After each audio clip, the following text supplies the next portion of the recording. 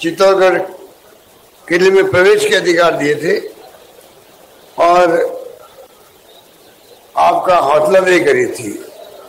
उसके बाद में आप लोग मेन स्ट्रीम में आ सके देश के अंदर। ये समुदाय जिसके बारे में पूर्व वक्ताओं ने जिक्र किया, उर्मिला जी ने कहा, टीकाराम जोशी जी ने कहा, आपको विभिन्न जातियों का समुदाय है, अलग अलग जातियों का, उनका अपना अलग अलग पैसा भी है, सदियों से बहादुर कौम है। राजेश जी ने कहा आपको आजादी के पहले 1857 में क्या भूमिका थी आपकी, अंग्रेजों ने क्या अन्याय किया कानून बना करके, और किस प्रकार से आपको सनद रख दिया जिससे कि आपके नाम से अपराध का बोध होता है। ये बहुत बड़ा जुल्म किया उन्होंने, जुल्म किया। उस जुल्म के कारण से बाकी समाज के लोग भी आपको जरा पैसा मानने लग गए। ये जो फैसला पंडित नेहरू ने किया और आजादी के बाद में जो कानून पास किया, वापिस जो कानून बनाया गया था उनको हटाया गया, कानून खत्म किया गया 6 अप्रैल 55 को। मैं समझता हूं कि उसके बाद में सुनवाते हैं कि आखिरकार क्या कुछ कह रहे हैं मुख्यमंत्री अशोक गहलोत। की जो अवधारणा है उसमें सबको समान समाजों का विकास होने की अवधारणा हमारे संविधान क्या है, बाबा साहब अम्बेडकर ने दिया संविधान हम लोगों को। उस संविधान की अवधारणा को साकार करने के लिए आपको आगे आना चाहिए, आपका अधिकार बनता है। सरकार कोई योजना बनाती है आपके लिए, अभी मैंने कहा उर्मिला जी ने 100 करोड़ रुपये दे दिया आपको, कोई ऐसा नहीं किया आपके ऊपर। ये आपका हक है कि जो पिछड़े समाज है वो ऊपर कैसे आए। सरकार किसी की भी हो, पहला धर्म है गरीब को ऊपर लाने का, दलित को, पिछड़ों को ऊपर लाने का। इस रूप में हमारी सोच होनी चाहिए। इसलिए मैं चाहूंगा आप लोग जो हैं विभिन्न समाजों के लोग हैं, विभिन्न जातियों के लोग हैं, गोमंतु, अर्धगोमंतु, इन सबको जो समुदाय अपना है, कोई जनजाति में है, कोई शेड्यूल कास्ट के अंदर है, तो सरकार आपके साथ खड़ी मिलेगी आपको, ये मैं कह सकता हूँ। हमने जो फैसले किए अभी हाल ही में, फैसले अद्भुत है, चाहे वो 25 लाख का बीमा हो, इलाज का हो, अन्नपूर्णा किट दे रहे हम लोग परिवारों के अंदर, मोबाइल फोन बांटे महिलाओं को। अब बताइए कि शहरी रोजगार योजना लागू करी हम लोगों ने, नरेगा में काम बढ़ा दिया हम लोगों ने, 125 दिन कर दिए। जो गाय भैंस पालते हैं उनके लिए अलग योजना लागू कर दी, पेंशन की कोई कमी रखी नहीं हम लोगों ने। बच्चों को पढ़ाने के लिए अलग योजना है, लड़कियों के लिए अलग योजना है, हॉस्टल में लगने की अलग योजना है। कैसे आपके बच्चे हॉस्टल में रहे, कोचिंग करे, सरकार पैसे दे रही है। शिक्षा सोनिया गांधी जी ने, डॉक्टर मनमोहन सिंह ने फ्री कर रखी है देश के अंदर, महिलाओं के लिए कानून पास कर दिया, RTE आ गया। आपको मालूम है कि जो 4 कानून बने थे, फूड सिक्योरिटी एक्ट बन गया, किस प्रकार से शिक्षा का अधिकार मिल गया, किस प्रकार नरेगा आ गया, ये रोजगार मिलता है। हमने कलाकारों के लिए भी आप सबके लिए योजना बना रखी है अलग तरह से, जिससे किस प्रकार से आप विभिन्न काम धंधे कर सके, बिना ब्याज का लोन मिल सके, सब्सिडी मिल सके आप लोगों को। कलाकारों के लिए हमने 100 दिन रोजगार कर दिया अभी। इस प्रकार से हम लोगों ने कोई कमी नहीं रखी है। अभी जैसलमेर में DNT का जो है गवर्नमेंट के लिए रिसर्च का, ये आपका प्रेसिडेंट का वहाँ काम चल रहा है, जल्दी पूरा होगा। उसके बाद में आपको मालूम पड़ेगा उसका लाभ क्या है। इसलिए मैं कहना चाहूँगा, अब तो आपके DTNT के लिए पॉलिसी बन रही है, आपको यहाँ खुशी होगी। सभी शर्मा मुझे बता रहे थे ड्राफ्ट बन गया है, जल्दी ही गोमंतु अर्धगोमंतु जो जाति हैं उनके सरकार अलग से पॉलिसी बना रही है, उसका लाभ पूरे समाज को मिलेगा, ये मैं कह सकता हूँ। मैं चाहूंगा कि समय आ गया है कि और सरकार क्या कर सकती है आपके लिए। हमने बोर्ड बनाया आपके लिए, उर्मिला जी को अध्यक्ष बनाया, चित्तराम देशबंधु जो है उपाध्यक्ष बने हैं। मैं चाहूंगा आने वाले वक्त के अंदर आप मेरे और लोग आगे निकल के आए, जिनको चांस मिले आगे बढ़ने का। चित्रा के साथ में वो तो सरकार के प्रोग्राम है, तो आपको किस प्रकार से सम्मान मिल सके। आप गांव में सरपंच, पंच, प्रधान, प्रमुख, ये राजीव गांधी का सपना था जिसने कानून पास कर दिया। वरना पहले महिलाएं भी SC/ST वाले सरपंच, गांव के सरपंच नहीं बन पाते थे पहले। अब हमें कानून पास करने के बाद में संविधान में संशोधन किया उन्होंने, उसके बाद में ये संभव हुआ है कि आज हमारे गांव के अंदर गरीब लोग भी सरपंच बन रहे, प्रधान बन रहे, प्रमुख बन रहे हैं। ये बहुत बड़ा क्रांतिकारी फैसला था राजीव गांधी जी का। अब राजे दिलों को काम सौंपा गया आपके लिए।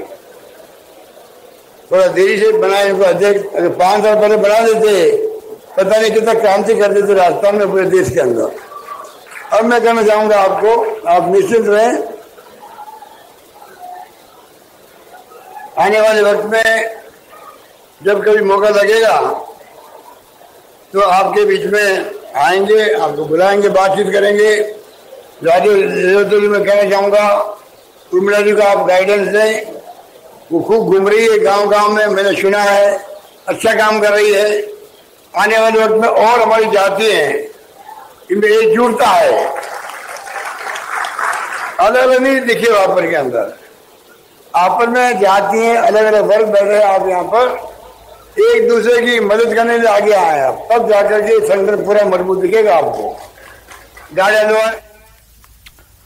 तो चलिए आगे बढ़ेंगे। कांग्रेस स्क्रीनिंग कमेटी की बैठक को लेकर के बड़ी जानकारी है, जहां पर आज उदयपुर में यह बैठक हुई। उदयपुर और बांसवाड़ा संभाग के 68 नेताओं के साथ स्क्रीनिंग कमेटी के अध्यक्ष गौरव गोगोई और सदस्य गणेश गोडियाल और अभिषेक दत्त ने एक एक करके मुलाकात की। इस बैठक में स्क्रीनिंग कमेटी ने वरिष्ठ नेताओं को बुलाया था बैठक में, जिसमें विधायक, पूर्व सांसद, पूर्व विधायक, हारे हुए प्रत्याशी और लोकसभा और विधानसभा के प्रभारी भी शामिल हुए थे। इन सभी से एक एक करके बात की गई और अपने अपने विधानसभा क्षेत्र के मुद्दों पर जानकारी जुटाते हुए आगामी चुनाव की रणनीति को लेकर के एक विस्तृत रिपोर्ट तैयार की गई है। स्क्रीनिंग कमेटी की बैठक से आगामी समय में घोषणा पत्र में मुद्दों को शामिल करने में भी सहायता मिलेगी। पूरे दिन भर चली इस बैठक में गौरव गोगोई ने नेताओं से मुलाकात करते हुए एकजुटता लाने की भी कोशिश की है। लेकिन इस बैठक के बाद संभाग भर से आए दावेदारों को होटल परिसर के अंदर बुलाया गया, जहां स्क्रीनिंग कमेटी ने बाहर आकर के एक एक व्यक्ति से मुलाकात करते हुए उनके बायोडाटा लिए। स्क्रीनिंग कमेटी की बैठक जब होटल के अंदर चल रही थी, उस दौरान उदयपुर शहर के दावेदारों ने बाहर जमकर हंगामा किया और बाहरी और स्थानीय प्रत्याशी का मुद्दा पुरजोर तरीके से यहां पर उठाया गया। दरअसल कांग्रेस के राष्ट्रीय प्रवक्ता गौरव वल्लभ उदयपुर शहर से दावेदारी कर रहे हैं और ऐसे में उनके होटल में प्रवेश करने को लेकर के बाकी के दावेदार नाराज हो गए और नाराजगी को दूर करते हुए व्यवस्था संभाल रहे नेता कुछ देर बाद गौरव वल्लभ को लेकर के बाहर निकले और गौरव वल्लभ यहां से रवाना हो गए। इस बात को उदयपुर के नेताओं ने गौरव गोगोई के सामने भी रखा। गौरव गोगोई ने मीटिंग के बाद ये कहा कि राजस्थान में इस बार इतिहास रचने वाला है। अगर स्थिति हमारे पक्ष में नहीं होती तो आज टिकट के इतने उम्मीदवार नहीं होते। ये जो भीड़ देख रहे हैं और भी लोग हैं, मैं आज भी मैंने बोला है कि ये प्रारंभिक है, ये जो लोगों की संख्या है उसी से प्रमाण होता है कि लोगों देख सकते हैं कि हवा का रुख किस तरफ है, इतिहास बनने वाला है और कांग्रेस पार्टी दोबारा आने वाली है।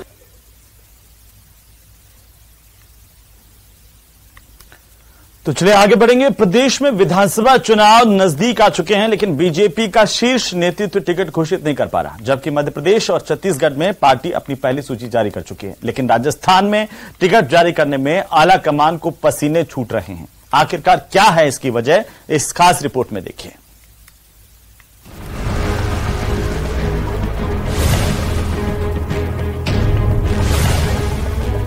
टिकटों की घोषणा पर सस्पेंस बरकरार।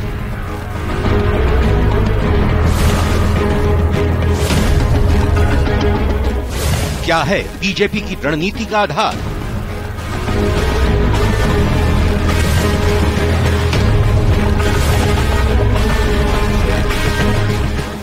परिवर्तन यात्रा पर फोकस या फिर डर? जिनका टिकट कटा वो जा सकते हैं दूर।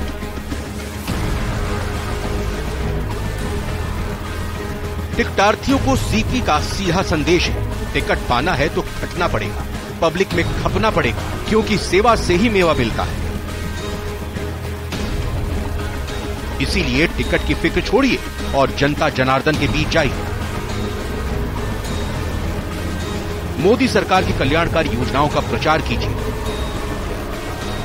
हमारी किसान योजना, विशेष संपर्क योजना चल रही है। हर घर जाकर हमें, मुझे कई लोग आते हैं रिज्यूम लेकर कि मुझे यहां से टिकट चाहिए, मुझे यहां से टिकट चाहिए। मैंने कहा टिकट मेरे पास नहीं है भैया, टिकट है वहां हमारे बूथ के कार्यकर्ता के पास और जनता के पास, उनके पास चले जाइए।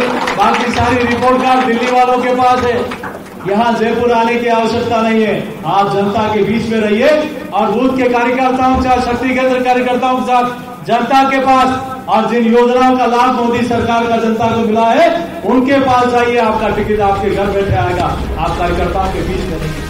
बीजेपी प्रदेश अध्यक्ष सीपी जोशी ने भगवान श्री कृष्ण के कर्मण्यवाधिकारस्ते जैसे आर्ष वाक्य को अलग अलग संदर्भों में उद्धृत करते फिर रहे हैं, लेकिन सीपी की बात जितनी सीधी और सपाट दिखाई देती है उतनी है नहीं। जानकार इसके गहरे मायने बताते हैं। उनकी माने तो बीजेपी मध्य प्रदेश और छत्तीसगढ़ की तर्ज पर राजस्थान में टिकटों की घोषणा नहीं करने जा रही। प्रदेश में परिवर्तन यात्रा के बाद भी पहली लिस्ट जारी हो सकती है। माना जा रहा है कि इसी वजह से 27 अगस्त को दिल्ली में होने वाली केंद्रीय चुनाव समिति की बैठक भी स्थगित होगी, लेकिन तैयारी में कहीं कोई कमी नहीं। केंद्रीय चुनाव समिति कहेगी तो उस समय हम लोग जरूर उनके पास प्रस्ताव लेके जाएंगे और केंद्रीय चुनाव समिति इस पे निर्णय लेगी। हमारी तैयारी सब है, उसमें कोई दिक्कत नहीं है।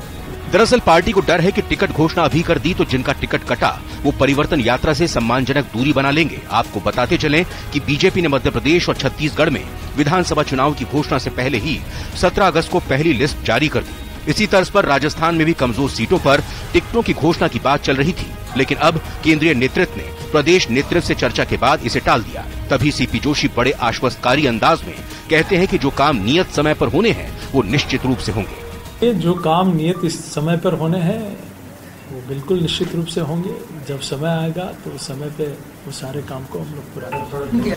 गौरतलब है कि प्रदेश में 2 सितंबर से परिवर्तन यात्राएं शुरू हो रही हैं। प्रदेश की चारों दिशाओं से ये परिवर्तन यात्राएं निकाली जाएंगी। ये प्रदेश की 200 विधानसभा सीटों को कवर करेंगी। पार्टी का पूरा फोकस इस समय इन्हीं परिवर्तन यात्राओं पर है, जिसे कांग्रेस पूरी तरह खारिज कर रही है, उसके फ्लॉप होने की भविष्यवाणी कर रही है। ये तो पहले यात्रा हुई था तो निकाल ली इन्होंने परिवर्तन, आक्रोश, ये तो हो गई फैल, और ये सुपर फैल होंगी अब, क्योंकि ये वर्चस्व की लड़ाई है, यात्रा नहीं है। ये परिवर्तन है, इनके यहाँ के राजस्थान के जो नेतृत्व है उसको परिवर्तन की यात्राएं हैं ये। दरअसल परिवर्तन यात्रा के जरिए बीजेपी प्रदेश में अपने पक्ष में माहौल बनाने का प्रयास कर रही है।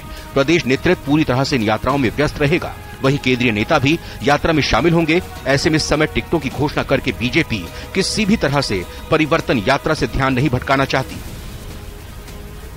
जानकारों के मुताबिक जिस भी विधानसभा क्षेत्र से परिवर्तन यात्रा गुजरेगी उस विधानसभा सीट से टिकट के दावेदार भीड़ जुटाकर शक्ति प्रदर्शन करने का प्रयास करेंगे। अगर पहले से टिकट की घोषणा कर दी जाती है तो केवल टिकट पाने वाला उम्मीदवार ही परिवर्तन यात्रा में जोश के साथ शामिल होगा। जिनका टिकट कटेगा वो यात्रा से दूरी बना सकते हैं या तटस्थ रह सकते हैं। ऐसी स्थिति में परिवर्तन यात्रा में भीड़ नहीं जुटने का खतरा भी बना रहेगा। और तो और पार्टी को टिकट से वंचित रहने वाले नेताओं की नाराजगी और बगावत का भी सामना करना पड़ सकता है। ऐसे में परिवर्तन यात्रा के दौरान अगर किसी तरह का विरोध होता है तो उससे भी पार्टी की इमेज और परिवर्तन यात्रा के उद्देश्य को नुकसान पहुंच सकता है। तभी परिवर्तन यात्रा की समाप्ति पर ही टिकटों की घोषणा की बात कही जा रही है। न्यूज़ 18 राजस्थान के लिए जयपुर से सौरभ गृहस्थी की रिपोर्ट। तो खबरें अभी